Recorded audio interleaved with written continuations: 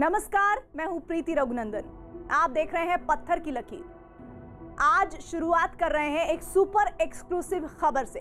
ये कहानी है एलएसी पर अतिक्रमण की नीयत से आए चीन के चित होने की।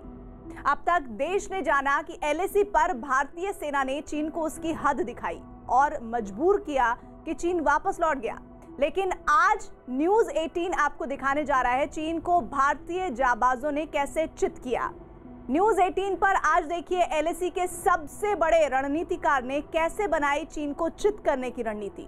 देखिए कैसे चीन भारत की रणनीति के आगे झुकने पर मजबूर हुआ। ये चीन की घर वापसी की सुपर एक्सक्लूसिव कहानी है। कोई न्यूज चैनल पहली बार सेना की ज़बानी ये कहानी देश तक पहुंचा रहा है। इस कहानी में आप देखेंगे कि गलवान में चीन के असल में कितने जवान मारे गए, कैसे हमारे जवानों ने चीन को ऊंची चोटियों से उठाकर पटक दिया, कैसे चीन भारत की सभी शर्तें मानने को मजबूर हो गया, कैसे एलएसी पर भारत को सबसे बड़ी रणनीतिक जीत हासिल हुई, कैसे चीन को फिंगर 8 के पीछे तक धकेल दिया गया। न्यूज 18 ने नॉर्दर्न कमांड के army commander lieutenant general Y K. Joshi से सुपर एक्सक्लूसिव बातचीत की है। सुनिए एलएसी पर डटे शूरवीरों की पूरी कहानी, पहली बार सेना की ज़बानी। हम आपके साथ लद्दाख से जुड़ रहे हैं और हमारे साथ हैं नॉर्दर्न आर्मी कमांडर देश के general Y K. Joshi. General Joshi, बहुत बहुत धन्यवाद हमसे बात करने के लिए। सबसे पहले तो आप हमको समझाइए कि पैंगोंग त्सो में जो ये पूरा डिसएंगेजमेंट का प्रोसेस चल रहा है, ये कैसा चल रहा है, कहाँ तक पहुँचा है?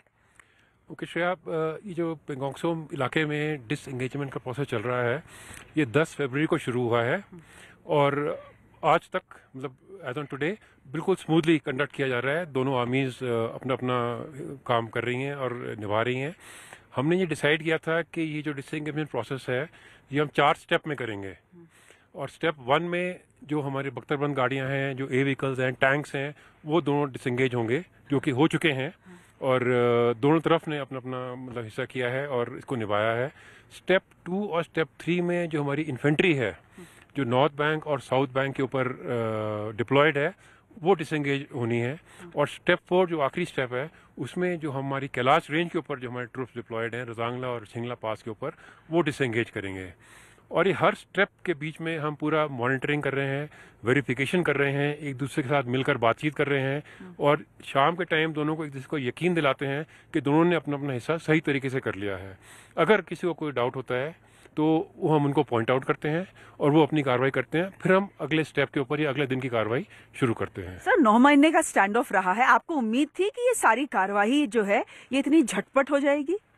उम्मीद तो नहीं थी, लेकिन जो भारतीय फौज ने कार्रवाई की 29-30 अगस्त को, जो हमने डोमिनेटिंग हाइट्स ऑक्यूपाई की रजांगला और छिंदला कैलाश रेंज के ऊपर, साउथ बैंक पे, नॉर्थ बैंक के ऊपर, तो उसकी वजह से एक्चुअली ये पूरा एक टर्निंग पॉइंट था जिसकी वजह से जो पीपल्स लिबरेशन आर्मी है, चाइनीज आर्मी है, वो वापस टेबल के ऊपर आई और हमारे साथ नेगोशिएट किया और फिर ये डिसएंगेजमेंट प्रोसेस अभी शुरू हो गया है। चलिए, 2 सवाल, थोड़े जो कंसर्न्स हैं और काफी पॉलिटिकली बातें चल रही हैं, तो वो अगर आप उनका जवाब दें अच्छा रहेगा। सबसे पहले तो कहा जा रहा है कि नॉर्थ बैंक में भारत ने अपनी जमीन छोड़ दी। हमारी क्लेम लाइन 8 है, हम 3 पे पहुंच गए हैं। बफर जोन हमने अपनी ही टेरिटरी पे बना दिया है और अपनी ही टेरिटरी पे अब हम पेट्रोलिंग नहीं कर पाएंगे। तो इस बात में सच्चाई कितनी है? ये इसमें कोई सच्चाई नहीं है। यू नो, हमने ये एग्री किया है और जो people's liberation army, Chinese army already कर रही है कि चाइनीज जो हमारे क्लेम लाइन है वो फिंगर 8 तक है और पीएलए क्लेम लाइन फिंगर 4 तक है। लेकिन हमने उनको ये फोर्स किया है कि जो जितने भी उनकी फोर्सेस डिप्लॉयड हैं फिंगर 8 और फिंगर 4 के बीच में, जो अप्रैल में वो आए थे, मई में, तो वो फिंगर 8 के पीछे चले जाएंगे, यानी कि हमारी क्लेम लाइन से पीछे चले जाएंगे। दूसरा, फिंगर 4 और फिंगर 8 के इलाके में जितना भी इंफ्रास्ट्रक्चर जो उन्होंने बनाया है, उन्होंने जो बंकर बनाए हैं, जो उनके टेंटेज हैं, उनके ट्रेंचेज हैं, उनके हेलीपैड्स हैं और भी बहुत सारे इंफ्रास्ट्रक्चर उन्होंने पिछले 10 महीनों में वहाँ बनाया है, उसको पूरा वो वापस रिस्टोर कर देंगे। उसमें से काफ़ी कुछ हो गया है, काफ़ी कुछ अभी चल रहा है जो हम मॉनिटर कर रहे हैं। हमारे यूएवीज एयर में हैं, कंटिन्यूसली हम उनको देख रहे हैं और वो पूरा उसको डिस्ट्रॉय कर देंगे और फिंगर 8 के पीछे चले जाएंगे। और तीसरा कि फिंगर 8 के इस तरफ, यानी कि जो हमारा क्लेम्ड इलाका है, उसमें वो कोई भी कार्रवाई नहीं करेंगे, कोई उनकी पेट्रोल नहीं आएगी, कोई उनकी मिलिट्री या सिविल एक्टिविटी कोई भी नहीं होगी, इंक्लूडिंग जो उनका क्लेम लाइन है फिंगर 4 तक, वहाँ तक भी वो नहीं आएंगे। तो ये हमारे लिए तो बहुत बड़ी जीत है। चलिए, ये बात तो हुई नॉर्थ बैंक की। अब बात करते हैं साउथ बैंक की। यहाँ पे हमारे पास टैक्टिकल एडवांटेज था। आपने बात की कि 29-30 ऑफ अगस्त को हमने वो टैक्टिकल हाइट्स ले ली और उसकी वजह से चाइनीज पे बहुत प्रेशर पड़ा। अब सवाल ये है कि अगर इतना हमारे पास टैक्टिकल एडवांटेज है तो हम इतनी आसानी से उसको क्यों जाने दे रहे हैं? और कहीं ऐसा तो नहीं होगा कि हम नीचे आए और वो ऊपर चढ़ गए? नहीं, ऐसे नहीं होगा, क्योंकि ये एग्रीमेंट हुआ है, जो 9th को कमांडर लेवल फ्लैग मीटिंग हुआ है, कि जो इलाके हम दोनों साइड्स अभी खाली कर रहे हैं वो दोबारा रीऑक्यूपाई नहीं किए जाएंगे। दूसरा, ये जो हमने टैक्टिकल एडवांटेज गेन किया था, जो हमने क्विड प्रो को एक्शन हमने लॉन्च किए थे और रजांगला छिनला को ऑक्यूपाई किया था, ये एक पर्पज के साथ था, to give us a leverage to proceed further in the negotiation and go ahead with a disengagement in that area of the north bank जहाँ पे हमें थोड़ा डिसएडवांटेज था, और वो पर्पज हमारा अचीव हो गया है। इसी की वजह से ये डिसएंगेजमेंट प्रोसेस अभी शुरू हुआ है। अब इस लीवरेज को लेकर हम पूरा बाउंड्री इशू तो रिजॉल्व नहीं कर सकते हैं, तो ये हमको समझना चाहिए। जिस पर्पज के लिए वो किया गया वो हम उसको हमको सक्सेस मिल गया है। अभी हमने माना है कि जैसे ही डिसएंगेजमेंट हो जाता है उसके 48 घंटे के अंदर अंदर हम 10वां को कमांडर लेवल फ्लैग मीटिंग करेंगे, और जो बाकी इश्यूज हैं जो कि इतने वॉलेटाइल नहीं है, जहाँ पे सिचुएशन इतनी खराब नहीं है, जहाँ पे ट्रुप्स आईबॉल टू आईबॉल नहीं बैठे हैं, उनको बैठ के नेगोशिएट करेंगे और उनको रिजॉल्व करेंगे। तो देप्सांग क्या सुलझ जाएगा? देप्सांग सुलझेगा, हाँ। पर हमको ये समझना चाहिए कि देप्सांग का इस प्रेजेंट सिचुएशन से कोई लिंक नहीं है। नंबर एक, ये एक लेगेसी इशू है, ये इट इज प्रीडेटेड। जब मैं 2020 में यहाँ पे था तब से देप्सांग इशू एक फ्लैश पॉइंट था। दूसरा, ये जो इलाका है यहाँ पर जो डिफरिंग परसेप्शन है एलएसी का वो सबसे ज़्यादा है। तीसरा, यहाँ पर इतनी ज़्यादा फोर्सेस इतनी डिप्लॉयड नहीं है आमने सामने, और सिचुएशन वॉलेटाइल नहीं है। ये बहुत ही डायनेमिक सिचुएशन है। जब हमारी पेट्रोल आती हैं वो हमको हमारे क्लेम लाइन तक नहीं जाने देता है, जब उनकी पेट्रोल आती है हम उनको उनकी क्लेम लाइन तक जाने देते हैं। तो ये situation is very very dynamic.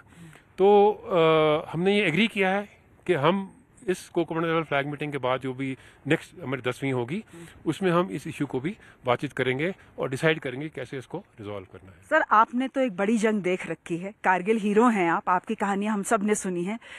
आपको किसी समय पे लगा था कि पिछले ये जो 9 महीने गए हैं इसमें जंग छिड़ सकती है चीन के साथ? कुछ ऐसा समय आया था क्या? हाँ, कई एक ऐसी सिचुएशंस आई थी जो कि बहुत ही चैलेंजिंग थी, बहुत ही टेंस मोमेंट्स थे।